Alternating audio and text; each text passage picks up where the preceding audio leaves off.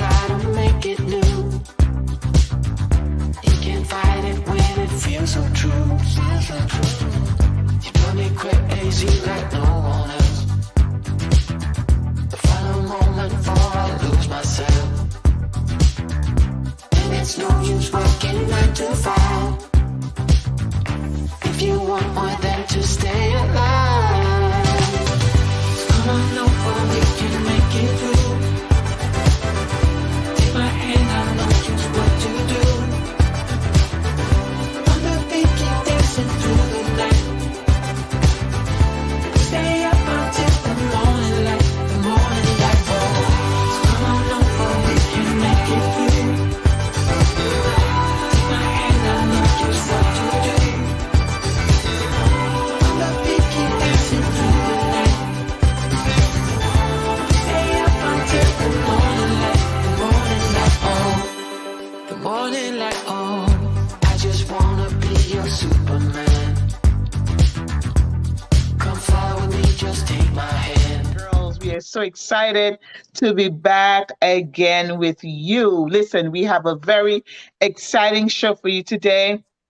It's called Self Love the Journey. And listen, you are going to want to get pen and paper, and you want to get the cat, the dog, call your friends, all your furry animals, bring everybody in because this is going to be just for you. Today, we have with us Dree. Hey Dree, how you doing? Good to see you, girly girl. And we have our special guest. We have Coach Mona. Listen, she is an awesome coach. She's Coach Mona of ULA. Oh, yeah, it's going to be good tonight. So she has a show. It's called the ULA Corner, Wednesdays at 11 a.m. on PNN. You don't want to miss this. I am telling you, she is good, and she has joined us today just to give us some really insightful, empowering. She have her journey she's going to share with us, and so we are just going to sit back. Listen, get the popcorn. Get the popcorn, put your fuzzy socks on because it's going to be good. Oh my goodness, I'm so excited. So welcome everyone. Let's dig in. Oh, Coach Mona, what say you? Talk to us today about self-love, the journey. You're on. Wow. Thank you so much, ladies. Thank you for having me. I'm so excited to be here today and to talk about this journey of self-love. Wow. Let me tell you, it's been a journey. I love that word. It's been more like a roller coaster ride. You know, everything is nice and easy, and you're like moving at a slow pace, and you're climbing, you're walking up, you're thinking, yeah, this is good. I'm going somewhere, and you're on the top, and you're like, oh, how did I get up here? And now I have to get down. And then you go down, and you're in a loop, and you're like, you know, come out at the end with your hair fuzzy, and you're like, whew, that was a ride.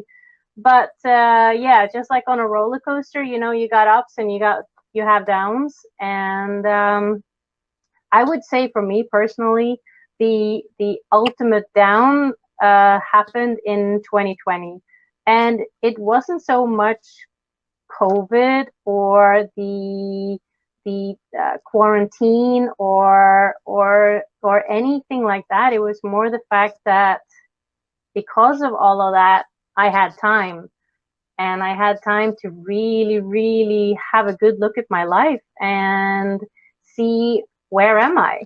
Where am I right now? Am I happy?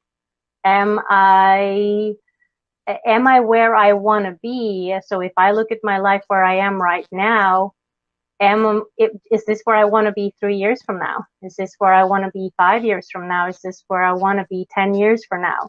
I have three almost grown children. Two of them are grown. It's just my little baby boy left. And I'm thinking, what kind of an example am I setting for them? And so it was that time where I really got to sit down and evaluate. And one of the things that kept coming up for me was my self-talk. How am I talking? I'm just getting goosebumps because I remember this particular day that I want to share with you. I remember it so well. And I was so down. I was tired, you know, everything that was happening in the world. And like I said, having to have that really look at myself in the mirror.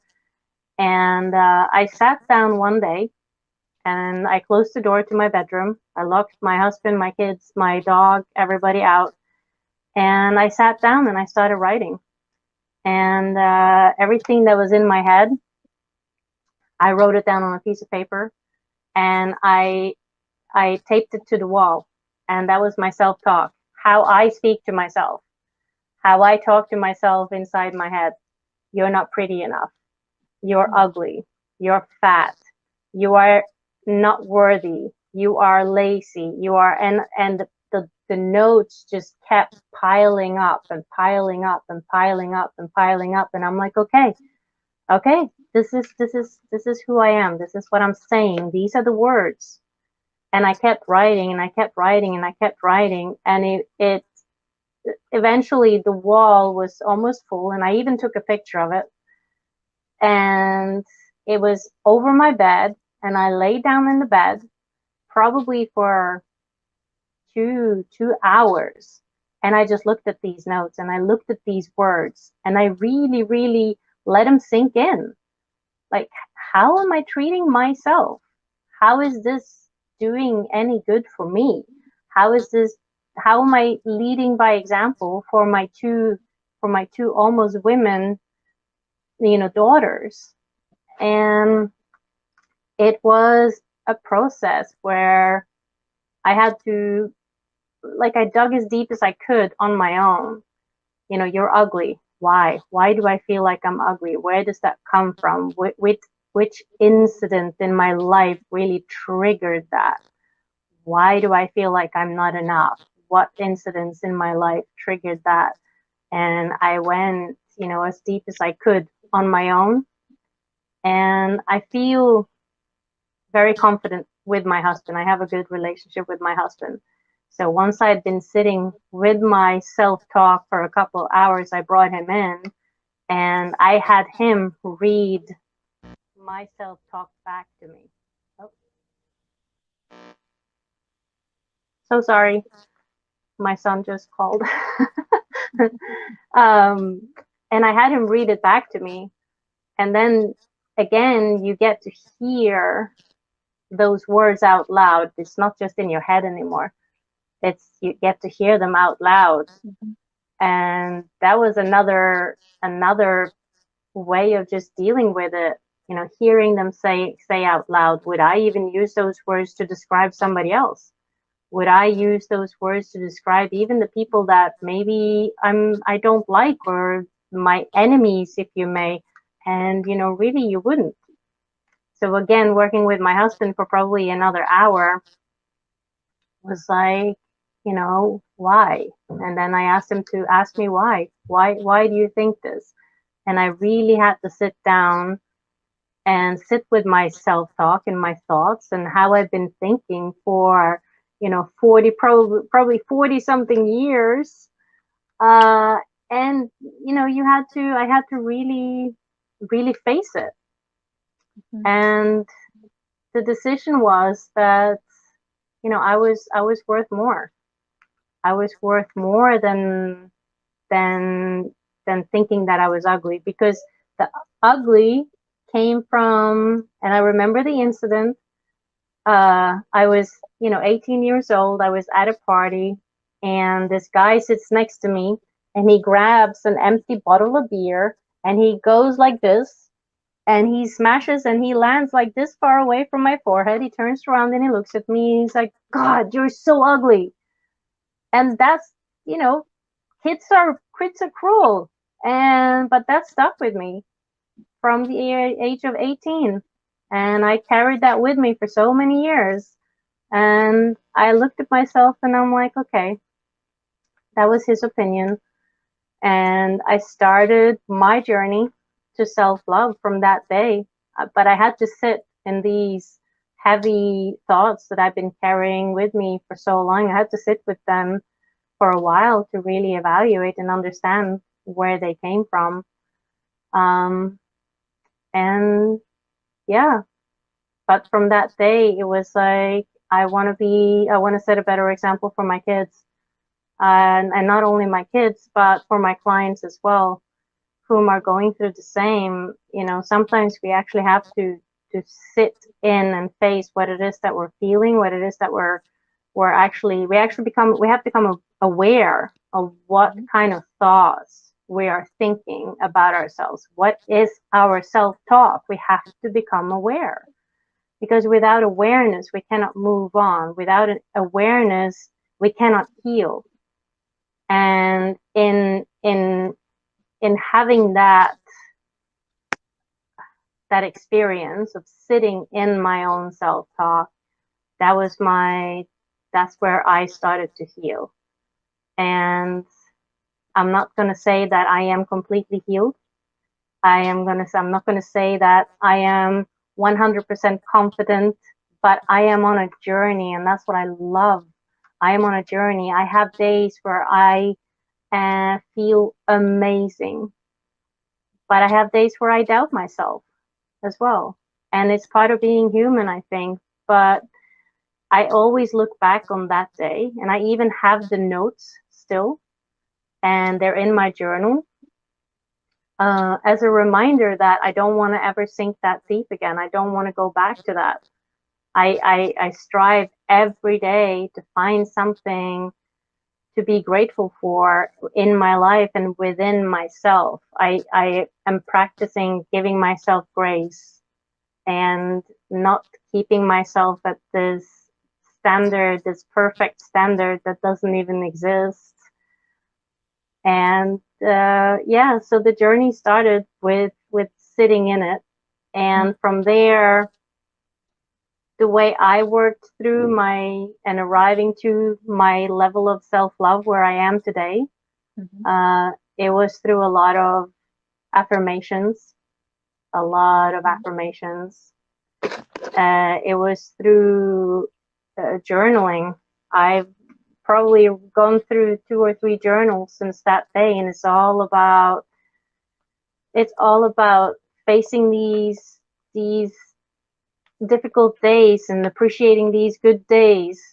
And meditation or prayer is also something that I find extremely helpful when you're working towards something good, something better.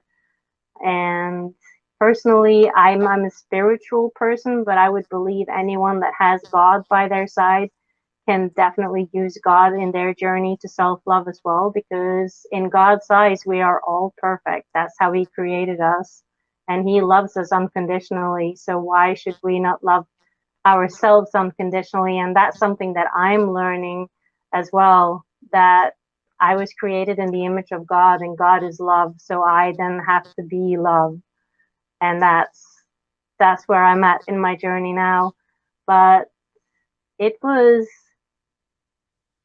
difficult, but I'm glad I did it, because we all have self-talk. We all have these conversations in our head, and we have to become aware. We have to start listening. We have to stop. We have to stop the busyness, because I didn't hear those thoughts because I buried them with busyness. I was busy at work, and then I came home and I was busy with the kids, and then there was housework, and then there was this, and then there was that. I was always busy. And if I wasn't busy, then I would put on Netflix and I would watch series, because I wanted to avoid those thoughts. So I buried them in busyness. But I needed for me to heal, for me to be able to move on with my life in the direction that I want to take it, to take back control and not give away the power of my life to either these thoughts or the people that had once I had let them take the power away. I needed to become aware. Mona, what a story. You said 2 things that really grasped my attention, and I was just taking notes as well. You said the first thing you said was, without awareness, we cannot heal. And the second thing you said was, give yourself grace. And you have clearly demonstrated, you have clearly, done those things. Now, the big one for me is, without awareness, we cannot heal. Now, let's just take that apart for just for the next 2 minutes or so. Because in order for you to heal, there has to be there has to be some issue. You have to know Mhm. that there's something. If there's nothing, then there's no need for you to get any healing. If you can't admit that there's something going on or there's something wrong, there's no way on the face of this earth that you can get the healing that you so desire, you so deserve. And Mhm. I love the fact that you're able to write these things down and you dug deep. One of the things that I think that, the whole quarantine did was to, for whomever it was that took it seriously and took the time to really reflect and do some inflection and reflection, it was not all that bad for some people. Yes, it was, don't get me wrong. But this Mhm. was a time where you can sit down and you can say, because you had time. You had time now where you can say, you know what am I going to do with all this time that I have indoors now, or all this time that I have that was given to me that I didn't ask for it, but now it's placed upon me. And you so right, it took that time, took advantage of that opportunity and really dug deep. And I love the fact that you were able to spend some time with yourself, wrote the things that you had in your head, in your mind that you're thinking about yourself, you put them Mhm. out there. And then you look at this whole plethora of thoughts that you've had that was very deep. You see, you went back all the way to age 18 and look at how old you are. And that's what was key. Going back, and then you're saying, I am not going to allow this to affect me anymore because I'm looking at myself with a totally different light. I love that. And then the last thing for me is give yourself grace. Don't be so hard on yourself, in other words. Don't be so Absolutely. hard on yourself because guess what happens? There's enough pressure out there. There's enough everything out there to bombard you. There's life in itself is just enough to really get you down. And you don't need to put that amount of pressure on yourself. What happened is you said now you're in the healing process. Give yourself time. Give yourself Yes. time to even go through the healing process, what I mean, without being so hard on yourself, which is really good because everything that you've said, everything at all that you have put out there just coincides, and I love your story. This is like so vital in the process of anyone who's looking to get any type of healing, trying to take away the past, move away from the past and plunge forward. This is just really great. Do anything that you have to add at all to Mona's story, Mona's journey? Mona, thank you so much for sharing your story with us. That was pretty deep, pretty insightful, and you had that moment, that time to reflect, that time to dig deep and to search. So, once I was listening to your story, it sounds like the deep thought just came to life. It came to open up things that you were probably, as you said, that you were holding deep within, and now it's festering, came about and fester. You're there and you're thinking and you're processing and you're going to self-awareness and you're going to acceptance. And and through this journey, and I'm sure a lot of people have gone through the same thing that you have, and many people out there, and with the COVID, so many people had that opportunity to sit down and to have self-awareness. I wish that I had that opportunity where I could have sit down and reflect on, on my own life, on what is my journey, and how can I face things that may have been, being troubling in my life. Um, so I really appreciate that, bringing that deep thought that came to life. Yeah, that was just wonderful. That was wonderful. That was spectacular. That was, like G said, deep. And we wish that more people. I mean, I'm sure that there are other people who have really had the opportunity to do such things, and we're just hearing your journey. But I commend you for just being bold enough to talk about it, because some people, they go through things in life, they go through different stages in their life, but never really take the time to you're a coach, and in order for you to help somebody else, you have to become aware of who you are and the things that you're doing. Because how can you help me if if you're not in a position to help yourself? And I'm so happy that now you can effectively help someone else, effectively say to someone, as their coach, this is my journey, this is what had happened to me, and you're bold enough to share it, you're bold enough to open up, you're bold enough to say, listen, I've been there, done that. I'm not afraid of it. I'm telling you my story. I've told you my story so that you'll feel free and comfortable to share with me also the things that you have gone through. And that's where, like I said, I always go back to your statement, without awareness, we cannot heal. And so you can also now, I learned something today, just like just those words, without awareness, we cannot heal. And that's the theme, because so many people are so bound in their minds, they're bound in their spirits, they're so bound, and they do not have an outlet. You know what I mean? Mm. And we know that you have got to get to that place where you can say, you know what? I'm going to have to get some help. And whether it's through coaching, whether, you decide to get a coach, you go to church, you pray, whatever it is, we encourage you to do the best that you can to get to find someone that you can reach out to, someone you feel comfortable with, that you can talk to, and get all those things that's all up inside of you. Get it out. Do like what Mona did. Write it on the paper and put it on the wall. And look at the things that you're saying to yourself. Look at them. You put them on the wall. You're reading the thoughts that you have actually put in your own mind. It came from maybe 20 years ago or 30 years ago. Look at that wall, and you can, like Mona did, she remembered the incident that took place when she was 18 years old. And it was like, wait a minute now, but I'm no longer that person because I'm beautiful. I'm wonderfully made. You know what I mean? Thoughts can kill. Thoughts can keep you bound. Right, Mona? But Absolutely. you can definitely be liberated by those very thoughts. Come on, somebody.